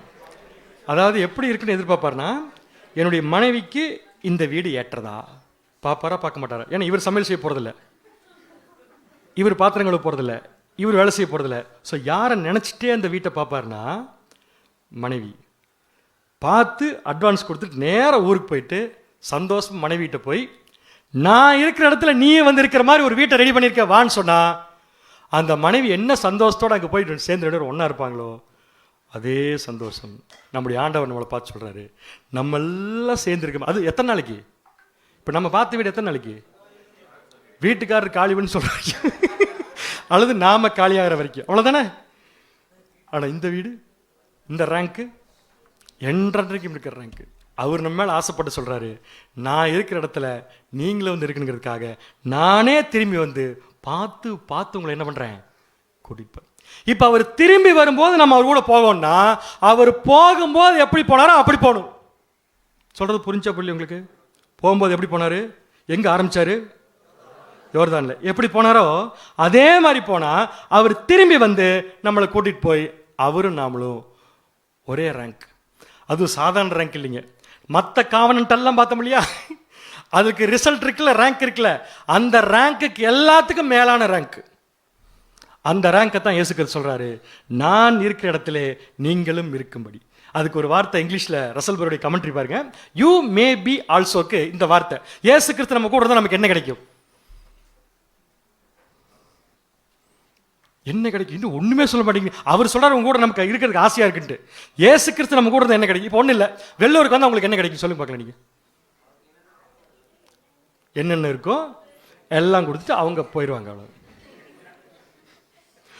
ஒரு கேர் கிடைக்குமா? ஒரு ஊருக்கு நம்ம போகிறோம்னா கண்டிப்பாக இருக்க பிரதர்ஸ் நமக்கு என்ன கிடைக்கும்? ஒரு கேர் கிடைக்கும், ஒரு லவ் கிடைக்கும். அது மட்டும் இல்லை, அவங்களுடைய ப்ரெசன்ஸ் அங்கே இருக்கிறதே நமக்கு ஒரு பெரிய கிஃப்ட். இப்போ அந்த ஊருடைய ஸ்பெஷல் கிடைக்கும். கிடைக்காம இருக்கட்டும், மத்தியானம் பேசிக்கிறப்ப. அதே மாதிரி தான் இயேசு கிறிஸ்து என்ன சொல்கிறாருன்னா, எங்கூட வந்து நீங்கள் இருக்கிற மாதிரி நான் வந்து ரெடி பண்ணிட்டு வரேன்னு சொல்கிறாருன்னா, அவர் கண்டிப்பாக நம்ம போய் சேர்ந்து இருக்கும்போது நமக்கு என்ன கிடைக்கும்னா, சேம் கேர், லவ், அவருடைய ப்ரெசன்ஸ் எல்லாமே கிடைக்கும். இப்படி ஒரு வீட்டை பார்க்கறதுக்கு தான் அவர் சொல்கிறாரு, ஒரு ஸ்தலத்தை உங்களுக்காக நான் என்ன பண்ணுறேன், ஆயத்தம். இப்போ எல்லாரும் என்னை பார்த்து பதில் சொல்லுங்க பார்க்கலாம். இப்படி ஒரு வீடு நமக்கு பர்மனெண்ட்டாக கிடைக்க போகுது தெரிஞ்சதுக்கப்புறம் இங்கே இருக்கிற வீட்டை பற்றி நமக்கு ஏதாவது ஒரு கவலை வருமா? கவலை வரக்கூடாது. இப்போ வந்துருக்கு கொஞ்சம் பேருக்கு, இப்போ கேட்டவொடனே வந்துருச்சு, இப்போ தானே வீடு வாங்கினேன், கவலை வருமானு கேட்குறேன். வராது. இந்த வீட்டை நினச்சிட்டே உட்காந்துருந்தோம்னு வச்சுக்கோங்களேன், இங்கே இருக்கிற வீட்டில் இருக்க பிடிக்குமா? உண்மை சொல்லணும், போய் பேசக்கூடாது. இன்னைக்கு என்ன கிழமை? வியாழக்கிழமை. சுத்தமாக போய் பேசக்கூடாது. இந்த மாதிரி இயேசு கிறிஸ்துவின் பிரசன்ஸ் இருக்கிற ஒரு வீடு, எல்லா ரேங்க்கு மேலான ரேங்கிங்கில் நமக்கு அவர் கூட போய் இருக்க போறோம்னு சொல்லி தெரிஞ்சிருச்சுன்னா, இங்கே இருக்க நமக்கு பிடிக்குமான்னு கேட்குறேன் நான். உங்களுக்கு பிடிக்காது. கொஞ்சம் உண்மை சொல்ல, பிடிக்குமா பிடிக்காதா? பிடிக்காது. அப்படின்னா இங்கே இருக்கிற வீடு நமக்கு என்ன ஆகக்கூடாது, பிடிக்கவே பிடிக்கூடாது. அப்படின்னா ஒவ்வொரு நாளும் இங்கே உட்காந்து நம்ம சந்தோஷமா இருக்கிறோமா, அவதியோடு இருக்கிறோமா? முகமே மாறிடுச்சு பாருங்க கேட்கும்போது. வாசிங்க, என்ன அழகா பவுல் சொல்றாரு. 2 கொரிந்தியர் 5:1-2.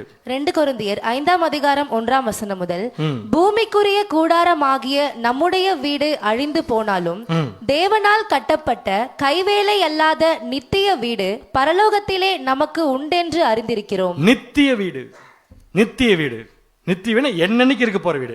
என்னன்னைக்கு யார் கூட இருக்க போறோம்? இயேசு கிறிஸ்துவோட இருக்க போறோம். அந்த மாதிரி ஒரு வீடு நமக்கு இருக்கின்று அறிந்திருக்கிறோம். ஏனெனில் இந்த கூடாரத்திலே நாம் தவித்து ஒவ்வொரு நாளும் நமக்கு இங்க என்னதான் பாத்தீங்கன்னா தவித்து நம்முடைய பரம வாசஸ்தலத்தை தரித்து கொள்ள மிகவும் வாஞ்சையுள்ளவர்களா இருக்கிறோம்.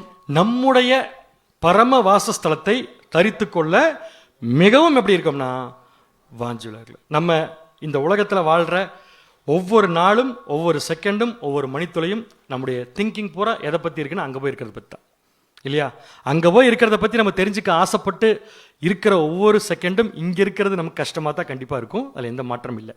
ஆனாலும் இங்கே கூட இயேசு கிறிஸ்து தேவன் நமக்கு என்ன கொடுத்துருக்காருன்னா, நம்ம உலகத்தை வெறுத்து வாழக்கூடிய வாழ்க்கைக்கு கிஃப்டாக நம்முடைய பிரதர்ஸ் அண்ட் சிஸ்டர்ஸு கொடுத்துருக்காரு.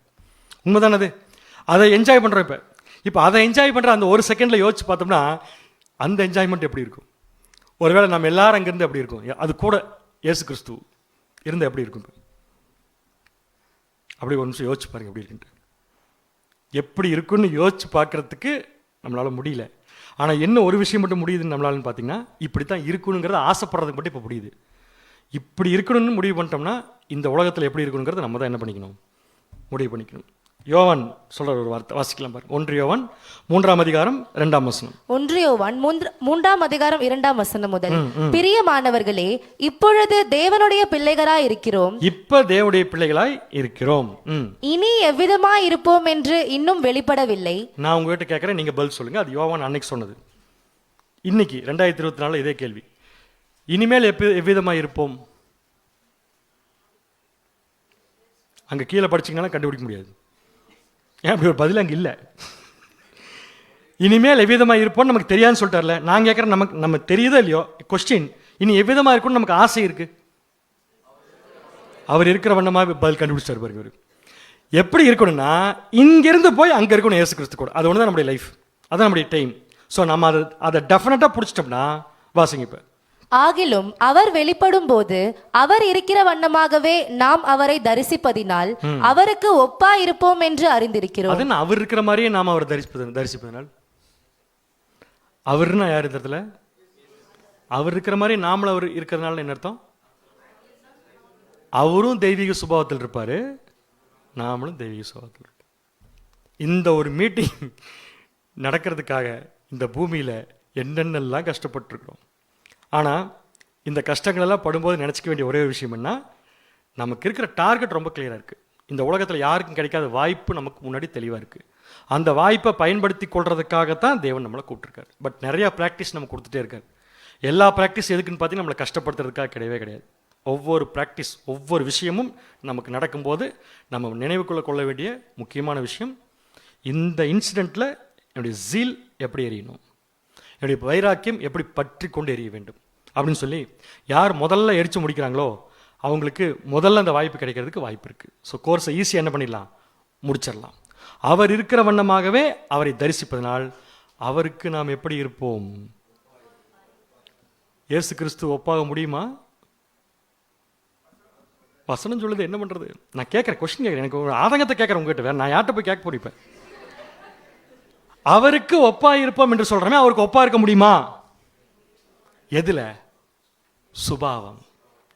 இந்த சப்ஜெக்டை பொறுத்த வரைக்கும் என்னதான் நமக்கு, அவருக்கும் அதே தான், நமக்கு அதே தான். தேவன் இருக்கிற சுபாவங்க அது. இருதயத்தில் சுத்தமுள்ளவர்கள் அவர்கள் தேவனை கட்டாயமா சொல்ல போனா அவரை பார்க்கறதுக்கு நமக்கு கிடைக்கிற ஒரே ஒரு வாய்ப்பு தெய்வீக சுபாவம் தான். அந்த தெய்வீக சுபாவத்தை பெற்றுக்கொள்ளணும்னா இங்க என்ன செய்யணுங்கிறது கிளியரா என்ன பண்ணிக்கலாம், முடிவு பண்ணிக்கலாம். 1 யோவான் 3:3, அவர் மேல் இப்படிப்பட்ட நம்பிக்கை வைத்திருக்கிறவன் எவனும் அவர் சுத்தமுள்ளவராய் இருக்கிறது போல தன்னையும் சுத்திகரித்துக் கொள்ளுகிறான். கடைசி கொஸ்டின், உங்களுக்கெல்லாம் சகோதர சகோதரிகளோடு இருக்கிறதுக்கு ஆசையா இருக்கா, இயேசு கிறிஸ்துவோடு இருக்க ஆசையா இருக்கா? உண்மை வந்துருச்சு பாத்தீங்களா? அந்த ஏரியாவே கொஞ்சம் வீக்காக தான் இருக்கு. கிளியரா சொல்லிட்டாங்க, இயேசு கிறிஸ்து கூட இருக்கிறது தான். இதே கேள்வி என்னை கேளுங்க, நான் சொல்ற பதில் உங்களுக்கு வேற மாதிரி சொல்றேன். என்ன சொல்லுவேன்னு உங்களுக்கு தெரியும். அப்ப நீங்களே சொல்லுங்க, சகோதர சகோதரிகளோடு இருக்கிறதுக்கு ஆசையா இருக்கா, இயேசு கிறிஸ்துவோட இருக்க ஆசையா இருக்கா? இயேசு கிறிஸ்துவோட சகோதர சகோதரிகளோடு இருக்கிறதுக்கு. இது எப்படி தெரியுமா இருக்கு, நாங்க எல்லாரும் மட்டும் என்ன ஆயிரணும் சபையம். அது ஆசைப்பட்ட பத்தாது, ஒவ்வொருத்தருக்கு ஹெல்ப் பண்ணுங்க. ஒவ்வொருத்தரும் ஒருத்தர் என்ன பண்ணலாம், நம்ம தேற்றிக்கொள்ள வேண்டும். எதுக்குன்னா, பிரதர் உங்களுக்கு ரொம்ப பிடிச்சிருக்கு, உங்க கூடவே இருக்குன்னு ஆசைப்படுறேன். உடனே அவர் கேட்பார், பார் எனக்கே இன்னும் 2 வருஷம் 3 வருஷமும் தெரியல, போயிடுவேன் நான் அப்படின்னா, நீ சொல், நீங்கள் போனாலும் உங்களை விடமாட்டேன், நான் அங்கே வந்து பிடிச்சிருவேன். அதனால இப்போ ஒழுங்காகிறீங்க, நானும் ஒழுங்காகிறேன், நம்ம 2 பேரும் சேர்ந்து எப்போ போய் அங்கேயே இருப்போம் அப்படின்னு சொல்கிற ஒரு பக்குவம் வருது பார்த்தீங்களா? அது இந்த பூமியில் வாழ்கிறப்ப நம்மளை தவிர யாருக்குமே கிடைக்காது. இன்றைக்கி நம்ம பேசுகிற பேச்செல்லாம் பக்கத்து வீட்டுக்காரங்க கேட்டான்னு வச்சுக்கோங்க, எல்லா பைத்தியம் வந்து உட்காந்துருக்கு பாரு இன்றைக்கி பாரு ஃபுல்லாக. அவர் செத்து வராமல் இவர் கூட போய் அதுக்கப்புறம் செத்துக்கப்புறம் போயிருப்பாராமா. அப்படின்னா மற்றவர்களுடைய பார்வையில் இது ஒரு விளையாட்டுத்தனமாக ரொம்ப ஒரு மோசமான விஷயமா தான் இருக்கும். ஆனால் உண்மையை வச்சு பார்த்தோம்னா அதுக்கு தான் ஆக்சுவலாக இங்கே வந்திருக்கோம், இங்கே உண்மையாலுமே அதுக்கு தான் வந்திருக்கோம். அதனால இந்த வாய்ப்பை தேவன் நமக்கு ஏற்படுத்தியிருக்காரு. அந்த வாய்ப்பை ஏற்படுத்தி கொடுக்கறதுக்கு அவர் தயாராயிட்டார். நம்ம பண்ண வேண்டிய விஷயம் பெற்றுக்கொள்றது மட்டும்தான். வாசிக்கலாம். 1 தெசலோனிக்கேயர் 4ஆம் அதிகாரம் 17ஆம் வசனம். 1 தெசலோனிக்கேயர் 4ஆம் அதிகாரம் 17ஆம் வசனம் முதல், பின்பு உயிரோடு இருக்கும் நாமும் கர்த்தருக்கு எதிர்கொண்டு போக மேகங்கள் மேல் அவர்களோடே கூட ஆகாயத்தில் எடுத்துக்கொள்ளப்பட்டு இவ்விதமாய் எப்பொழுதும் கர்த்தருடனே கூட இருப்போம். இந்த வசனம் வந்து உயிர்த்தெழுந்து போற விஷயத்தை பத்தி சொன்னா கூட லாஸ்ட் எண்ட் என்னன்னு சொல்லி பார்த்தீங்கன்னா, இவ்விதமாய் எப்பொழுதும் யார் கூட தான் இருப்போம், கர்த்தருடனே கூட இருப்போம். ஆகையால் 18ஆம் வசனம், ஆகையால் இந்த வார்த்தைகளினாலே நீங்கள் ஒருவரை ஒருவர் தேற்றுங்கள். ஒருவர் என்ன பண்ணுங்க, என்ன சொல்லி தேற்றணும்? பிரதர் சிஸ்டர், இங்கேயும் மீட் பண்ணுவோம், அங்கேயும் மீட் பண்ணுவோம். மீட் பண்ண முடியாதுக்கு ஏதாவது தப்பு கிப்பு நீங்கள் பண்ணிடாதீங்க. ஏதாவது உங்களுக்கு பிரச்சனை தான் சொல்லுங்க, நான் தீர்த்து வைக்கிறேன். ஏதாவது வேணும்னா சொல்லுங்க, நான் தரேன் அப்படின்னு போய் ஒருவருடைய பாரத்தை ஒருவர் என்ன பண்ணலாம், நம்ம சுமந்து கிறிஸ்து இந்த பூமியில் நமக்கு வாழ கற்றுக் கொடுத்த பிரமாணத்தை நிறைவேற்றணும்னா கிறிஸ்துவோட சகோதர சகோதரிகளோட ஹையஸ்ட் ரேங்க், கிறிஸ்துவை பார்க்கக்கூடிய பொசிஷன், தேவனை பார்க்கக்கூடிய பொசிஷனோட சந்தோஷமாக எப்பொழுது இருக்கணும்னா இந்த பூமியில் நம்ம இருக்கிற அந்த வாழ்க்கையில் சீர்திருத்தங்கள் நம்ம செஞ்சு சரியாக வாழணும் அப்படிங்கிறதான் இன்றைக்கி நம்ம கற்றுக்கொண்ட பாடம். பொறுமையோடு கேட்டவங்கள் அனைவரையும் தேவன் ஆசீர்வதித்து வழி நடத்துவாராக.